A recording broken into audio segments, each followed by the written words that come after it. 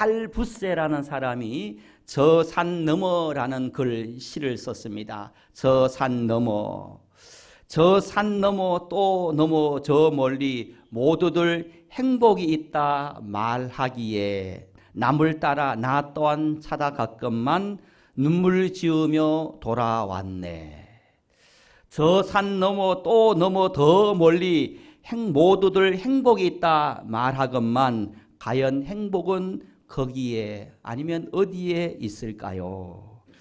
행복은 산 너머 저쪽에 있는 것이 아닙니다. 아주 저 멀리 있는 것도 아닙니다. 내가 살아가고 있는 지금 내 생활 가운데 가슴 뿌듯하다면 바로 이것이 행복입니다 라는 시입니다. 세상 사람들은 행복은 이거다 또 이거다, 행복은 저기 있다 여기 있다 말하지만 그러나 진정한 행복은 지금 이 자리에 누군가와 함께 예배오, 지금과 누군가와 함께 노동하며 일을 하며 그 가슴 뿌듯함 그 자체가 행복이다 라고 말씀을 하고 있습니다. 잠언 17장 1절에도 보면 마른 떡 한 조각만 있어도 화목한 가정이 행복한 가정이다 라고 말을 합니다. 행복은 이와 같은 것이라는 것입니다. 여러분에게 아주 유명한 그림 한 장면을 여러분에게 보여드립니다. 이 그림은 유명한 화가 밀레가 그린 그림입니다. 만종이라는 작품입니다. 이 그림을 자세히 보면 저녁 노을이 가을 들판 너머로 금방 떨어지는 그런 저녁 늦은 하루의 일과를 마무리하는 그러한 시간입니다. 저녁 노을 가득한 들판에서 아름답고 조용한 시골 마을이 뒤편에 펼쳐지고 있습니다. 어딘가 시골에서 교회 종소리가 울려 나올 것 같은, 들릴 것 같은 그 고요한 그런 가운데 있습니다. 이 들판에서 고된 노동의 시간을 보낸 젊은 부부가 그 종소리를 들으며 두 손을 모으고 있습니다. 이 부부는 무슨 기도를 하고 있을 것 같습니까? 이 소박한 농부는 하루를 주신 하나님께 감사의 기도를 드리고 있는 것입니다. 부부의 경건한 자세, 또 두 손을 가지런히 모은 겸손한 몸짓이 이들 부부의 아름다운 마음을 그대로 이 작품에 보여주고 있습니다. 비록 몸은 고단합니다. 하루 일과를 마치고 너무너무 피곤합니다. 그러나 이 부부에게 저물어 가는 하루는 신성한 노동의 보람과 또 소박한 일상에서의 가슴 뿌듯함, 오늘 하루도 살았구나, 오늘 하루도 열심히 했구나 라는 이 뿌듯함이 이 작품에 녹아져 있습니다. 잘 보이지 않지만 땅바닥에 바닥에 보면 밭에 보면 감자 몇 알이 담긴 바구니가 있고 또 낡은 농기구가 있고 이 두 부부 허름한 옷차림에도 만종 속의 부부는 지금 감사의 기도를 이 부부는 두 손을 모아서 기도하는 장면이 있습니다. 들판에서 기도하고 있습니다. 또 그 감자와 몇 알 안 되는 감자와 그리고 변변치 않는 농기구와 또 그 모든 상황 가운데서도 그들은 감사의 고개를 숙이고 기도하는 작품인 것입니다. 가난할지라도 가난을 원망하는 것이 아니라 하나님께 이렇게 노동할 수 있고 이렇게라도 먹을 수 있는 이러한 삶의 터전을 주신 하나님께 감사하며 고개 숙여 두 손 모아 기도하는 장면, 이것이 바로 만종이 그리고 밀레가 말하는 행복이라는 것입니다. 사랑하는 성도 여러분, 오늘 하루 우리는 하루하루를 살아가면서 어떤 선택을 하느냐, 어떤 선택의 길을 걸어가느냐에 따라서 어떤 사람은 여러분 행복한 인생을 살아갈 수 있는가 하면 어떤 사람은 불행한 인생을 살아갑니다. 우리 인생은 선택이라는 말이 있습니다. 한 번의 순간의 선택이 평생을 좌우한다는 모 회사의 예전의 카피처럼 오늘 하루 우리는 어떤 선택을 하느냐에 따라서 우리는 인생을 행복하게 살 수 있고 아니면 불행하게 살 수 있습니다. 어떤 사람이 하나님의 영광을 드러내며 행복한 인생을 살아갈 수 있느냐? 하루하루의 삶에 내가 감사를 선택하며 살아갈 것인가, 아니면 불평과 원망을 선택하며 살아갈 것인가, 이 감사 선택, 불평의 선택에 따라서 우리의 인생이 행복할 것인가 불행할 것인가 결정되어지는 것입니다.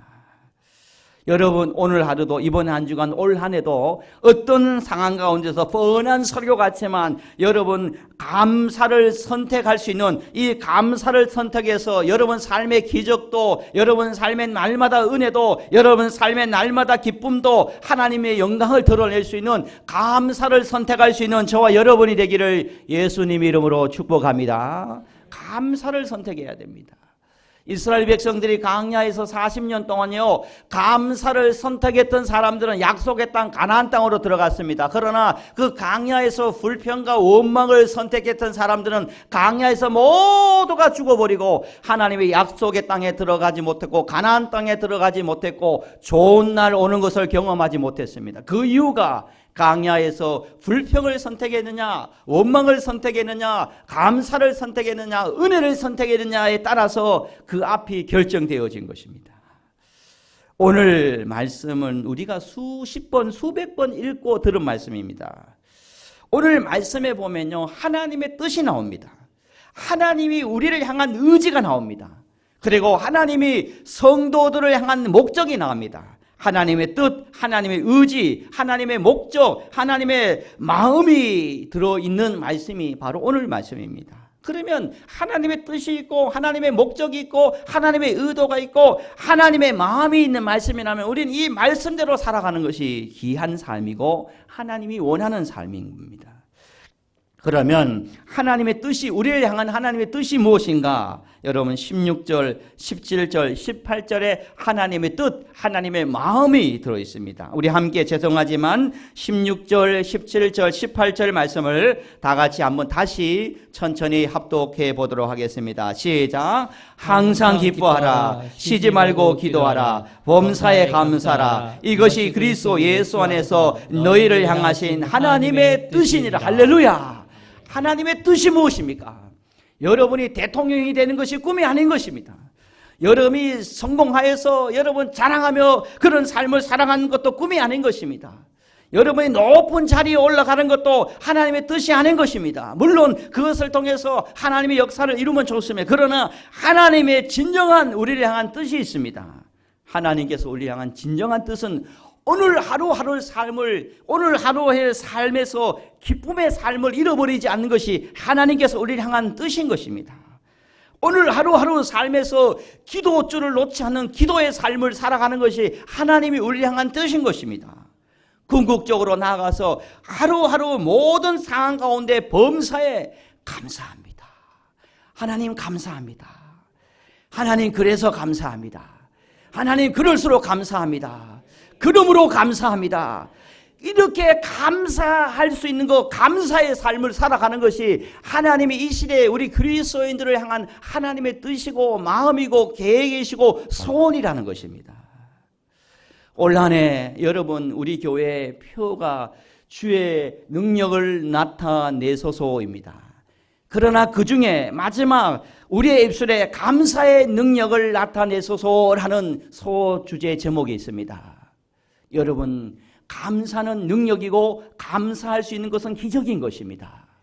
감사하면 능력이 나타날 줄 믿습니다. 감사하면 여러분 삶에 기적이 나타날 줄 믿습니다. 그래서 하나님은 우리의 모든 삶 가운데 범사에 감사하는 삶을 살아야 된다라고 말씀을 하고 있습니다. 여러분, 예수 믿으면서요, 교회 다니면서 신앙생활하면서 딱 세 가지가 없으면 진정한 그리스도인들이 아니에요. 뭐가 없으면 진정한 그리스도인이 아닙니까?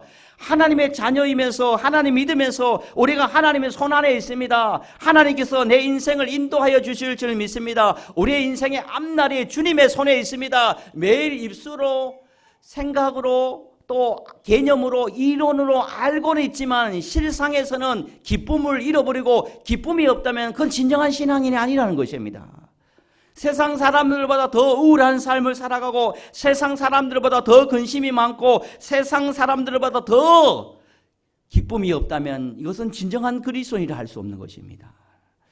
여러분, 우리 그리스도인들에게 기도를 하지 않는다면 또 우리 그리스도인들이 세상 사람들보다 더 감사하지 않는다면 우리는 진정한 그리스도인이라 할 수 없는 것입니다.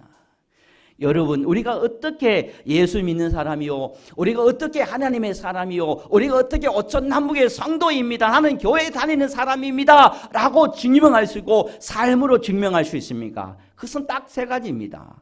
늘 항상 기쁨을 잃어버리지 않은 사람, 아멘입니까? 늘 기도하는 사람, 범사에 감사하는 사람. 이 삶을 살아가는 것이, 이렇게 살려고 애쓰고 몸부림치고 이 말씀을 나를 통해서, 우리 교회를 통해서, 우리 가정을 통해서, 내 삶의 모든 가정을 통해서 이뤄내기 위해서, 살아내기 위해서 몸부림치는 사람들이 누구이냐? 바로 그리스도인들이라는 것입니다. 내가 오늘은 그렇게 살지 못하도 내가 다음부터, 내일부터는, 반드시 이 순간 이후부터는 내가 기쁨의 삶을 살고 기도의 삶을 살고 범사의 삶을 살아가겠습니다 다짐하고 몸부림치는 무리들이 바로 공동체가 우리 그리스도인들인 것입니다. 그런데 기뻐하지 않으려고, 기도하지 않으려고, 감사하지 않으려고 하는 것은 진정한 그리스도인이 아닌 것입니다. 사랑하는 성도 여러분, 우리가 늘 감사해야 됩니다. 이 감사라는 말은요, 우리가 영어로 땡큐 그럽니다. 땡큐, 감사합니다 그럽니다. 이 땡큐는 어디서 왔느냐 하면 think, 생각에서 왔습니다.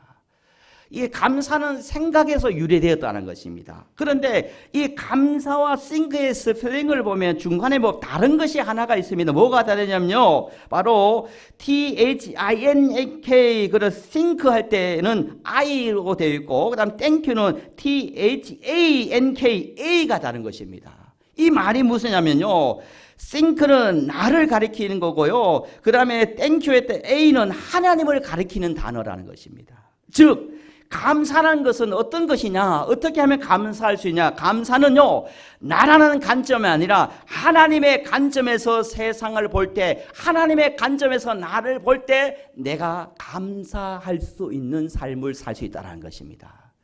나라는 관점에서 볼 때요, 비교하면 보면 불평과 원망과 짜증과, 하나님 어떻게 감사할 수 있어요? 불평과 원망만 할 수 있습니다. 나라는 관점에서 보면 그렇습니다.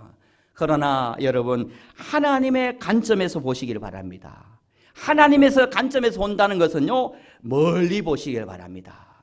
크게 보시기를 바랍니다. 달리 보시기를 바랍니다. 깊게 보시기를 바랍니다. 그러면 오늘 감사할 수 있는 것입니다. 지난날 돌아보시기를 바랍니다. 그 순간에 일이 일비하니까 원망 불평하지만 돌아왔던 모든 삶의 과정을 보니까, 지금 이때를 위함이었구나, 감사하구나.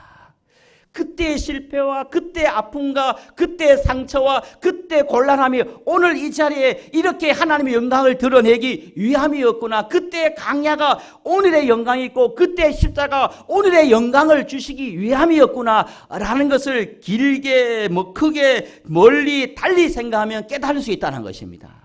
이것이 여러분, 감사라는 것은요, 나의 관점에서 보는 것이 아니라 하나님의 관점에서 그 사람을 보고, 하나님의 관점에서 그 사건을 보고, 하나님의 관점에서 그 상처되는 말을 경청하면 이 모든 것이 감사여 은혜요 할렐루야가 될 줄 믿습니다. 오늘부터 나의 관점이 아니라 하나님의 관점에서 보시기를 바랍니다. 여러분, 아무리 힘든 일이 있어도요, 아무리 일이 풀리지 않더라도요, 여러분, 하나님의 관점에서 본다면 우리가 감사합니다 고백할 수가 있는 것입니다. 이스라엘 백성들이요, 조금 전에 말씀드린 것처럼요, 불평 원망하니까 하나님께서 이런 말씀을 합니다. 민수기 14장 28절을 보면, 내 말이 내 인생을 두고 내 삶을 두고 맹세한다. 내 말이 내 귀에 들리는 대로 내가 너에게 행하리라 말합니다. 하나님께서 이 말씀을 왜 했느냐면, 어떤 시기에 했냐면 이스라엘 백성들이 광야에서 막 불평합니다, 원망합니다. 그 말을 듣고 하나님께서 이 말씀을 하신 것입니다. 그래, 너 원망하고 불평하면 내 말이 내 귀에 들린 대로 내가 원망하는 인생이 거듭되고, 그리고 불평의 인생이 거듭되는 그런 삶이 되어질 것이다 라고 말씀하는 것입니다. 반대로 말하면 감사하는 사람의 감사의 말이 하나님께 들리면 너의 인생에 또 다른 감사를 하는 거, 2번을 들어가는 2번이라 합니다. 2번을 축가합니다 라는 글이 있습니다. 여기에서 이 저자는요, 자기는 성모병원, 서울의 성모병원 앞에서 살면서 거주했는데, 자기 지인들이 많이 이 성모병원에 입원을 한답니다. 툭 하면 입원을 하고, 그래서 병원 가까이 있기 때문에 그 병원을 가지 않을 수 없기 때문에 남들보다 더 많이 병원에 가서 위로하는 그런 병원을 찾아갔다는 것입니다. 그런데 어느 날 자기도 지인 때문에 병원을 가니까 환자가 입원을 해서 수속을 받는데, 병실에 와서 수속을 받는데 간호사가 이 환자에게 이런 말을 합니다. 병실에 들어온 그 한우에게 제일 먼저 하는 말이 축하합니다 라는 말을 했다는 것입니다. 축하받을 일이 아니라 병원에 와서 입원하는데 무슨 축하받을 일입니까? 그런데 이 간호사가 이 환자에게 우리 병원의 병실에 들어온 것을 축하합니다, 축하해요 라고 축복하더라는 것입니다. 그래서 왜 축하합니까? 왜 축복해 줍니까? 라고 하니까, 왜 그런 말을 합니까? 라고 이야기하니까 이런 말을 합니다. 아픈지도 모르고 있다가 죽는 사람들이 얼마나 많은데, 그래도 환자분은 아픈 것을 알아서 미리 병원에 와서 치료받을 수 있으니까 얼마나 축하를 받을 일입니까? 라고 이야기했다라는 것입니다. 병은 해치러 온 것이 아니라 깨우치러 온 것입니다 라고 이야기해 주면서 이 병원에서 치료받을 동안에 쉬고 또 평안을 누리다가 돌아가시면 됩니다 라고 이야기해 주더라는 것입니다. 여러분, 그 순간에도 그 상황 가운데서도 축복하는 것입니다. 그 축복해 주니까 그 사람이 불평하고 원망하고 짜증하고 내가 왜 이 병에 걸렸을까라는 부정적인 마음으로 들어오다가 그 사람의 축복을 통해서 이것 또한 축복이구나 하는 것을 깨닫고 그 영혼이 다시 거듭나는 그런 은혜도 역사도 임했는 것입니다. 조금만 달리 생각하면요, 우리가 얼마나 감사하는 것들이 많은지를 알 수가 있다는 것입니다. 여러분, 우리가 범사에 달리 생각하면 하나님의 은혜가 풍성히 임하는 것입니다. 저는요, 이번 한 주간 또 올 한 해를 출발한 여러분에게 특별히 24절의 축복이 있기를, 24절의 복을 받기를 저는 축복하고 기도하기를 원합니다. 우리 24절 말씀 마지막으로 함께 읽어봅니다. 24절입니다. 시작. 아셀에 대하여 일러스되 아셀은 아들 중에 더 복을 받으며 그 형제에게 기쁨이 되며 그의 발이 기름에 잠길지로다. 할렐루야. 여러분, 세 가지 복을 올해 한 해 받으시기를 바랍니다. 첫 번째 어떤 복을 받았냐면요, 그 아들 중에 더 복을 받으며, 아멘입니까? 여러분, 자녀들 중에 더 복을 받으시기를 바랍니다. 여러분, 또 두 번째 어떤 복을 받아야 되냐, 어떤 복을 사모해야 되냐면, 오늘 말씀을 주면 형제들에게 기쁨이 되며, 할렐루야. 여러분, 우리는 어떤 존재이냐? 우리 형제들의, 교회는 믿음의 형제들에게, 가정에서는, 가문에서 그 형제들에게 기쁨이 될 수 있는 복을 받아야 되는 것입니다. 여러분, 교회에서나 가정에서나 근심거리가 되면 안 되지 않아요. 피스메이커가 되어야 되잖아요. 저 형 때문에, 저 누나 때문에, 저 동생 때문에 너무너무 싫어, 가기 싫어, 이런 직업, 이런 대상이 되어서는 안 되는 것입니다. 누나 때문에, 형님 때문에, 동생 때문에 너무너무 좋아 있으니까 내가 가고 싶어, 또 오래 있고 싶어 라는 그런 형제에게 기쁨이 될 수 있는 그런 복을 받아야 되는 것입니다. 우리 오천 남북의 성도님들은요, 교회에서나 여러분 가정에서나 형제들에게 기쁨이 되기를 예수님의 이름으로 축복합니다. 기쁨이 돼야, 이 복을 받아야 되는 것입니다. 마지막으로요, 여러분 이 복을 받기를 원합니다. 아셀은요, 어떤 복을 받았냐면요, 마지막으로 그의 발이 기름에 잠길지로다 라고 되어 있습니다. 이 말이 조금 어려운데요, 유진 피터스가 쓴 메시지 성경을 보면 이렇게 번역을 하고 있습니다. 첫 번째, 두 번째, 세 번째를 번역하면 이렇습니다.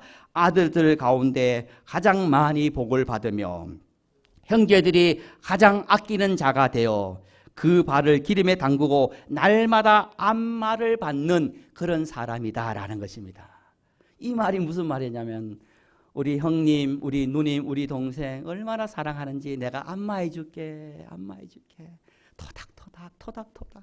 우리 목사님, 우리 장로님, 우리 권사, 아멘 안 합니까? 우리 집사님 너무너무 사랑스럽습니다. 내가 안마해 주겠습니다. 안마해 줘.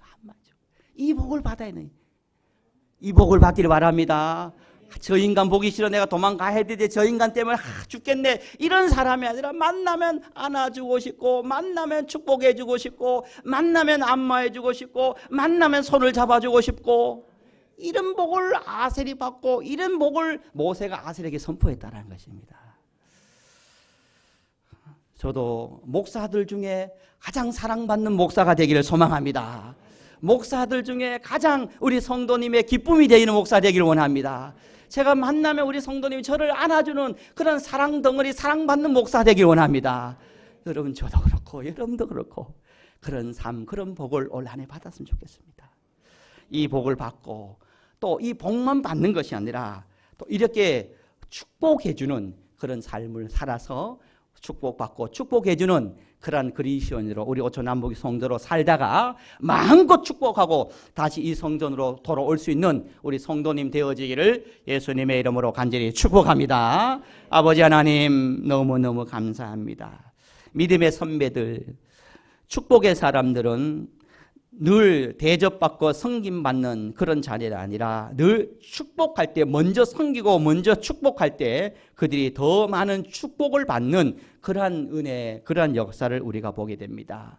아버지 하나님, 우리 그리스도인들은 어떤 사람이냐, 축복하는 사람이라는 것을 잊지 않고 이번 한 주간 어떤 사람을 만나든지 어떤 일을 경험하든지 좋게 생각하고 좋게 말해주고 축복하고 복을 빌어줄 수 있는 그런 우리 그리스도인들이 될 수 있도록 역사하여 주시에, 특별히 모세가 아셀에게 축복하는 것처럼 아버지, 우리 사랑하는 성도님들 올 한 해 반드시 아들들 가운데, 자녀들 가운데 가장 많이 복을 받게 하여 주옵소서.